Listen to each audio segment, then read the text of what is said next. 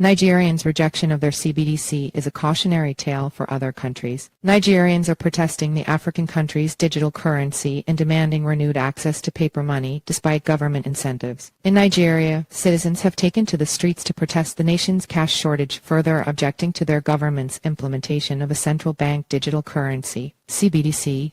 The shortage came about due to cash restrictions aimed at pushing the country into a 100% cashless economy. Yet, instead of adopting the CBDC, Nigerian protesters are demanding paper money be restored. The country's experience strongly suggests the average citizen understands that CBDC present a substantial risk to financial freedom while providing no unique benefit. Nicholas Anthony is a policy analyst in the Cato Institute's Center for Monetary and Financial Alternatives. It is no secret that CBDC have been growing in popularity among central bankers, policymakers, and consultancy firms in recent years. Yet, for citizens, it's been another story. When the U.S. Federal Reserve solicited comments on CBDC, more than two-thirds of the commenters were concerned about the risks to financial privacy, financial freedom, and the stability of the banking system. Further, CBDC really don't add anything novel to the market in terms of benefits for consumers. To the extent people want it, many currencies are available in digital forms through debit cards, payment apps, and even prepaid cards. That much should be clear from the abysmal adoption rate in Nigeria, where less than 0.5% of Nigerians have used the CBDC.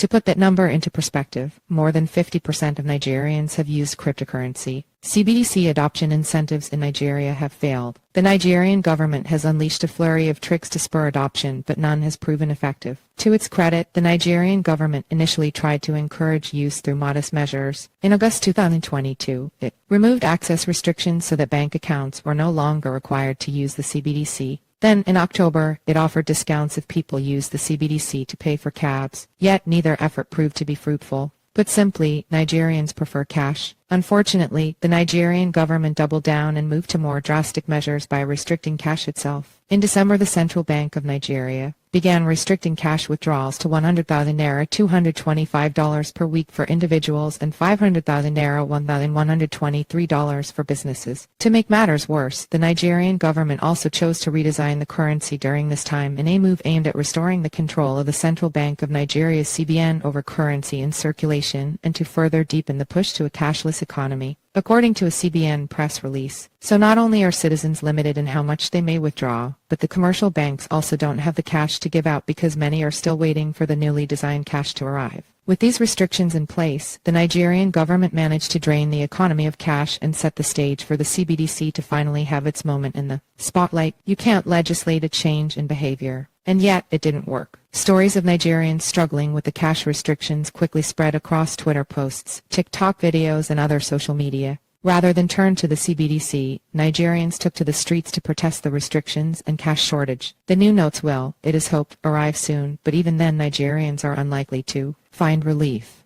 Central Bank Governor Godwin Emefiele said, "The destination, as far as I am concerned, is to achieve a 100% cashless economy in Nigeria." The company that designed the Nigerian CBDC called the cash restrictions a creative use of marketing and said other countries could be expected to take similar steps. Yet, Nigeria should serve as a cautionary tale for other countries looking to launch CBDC.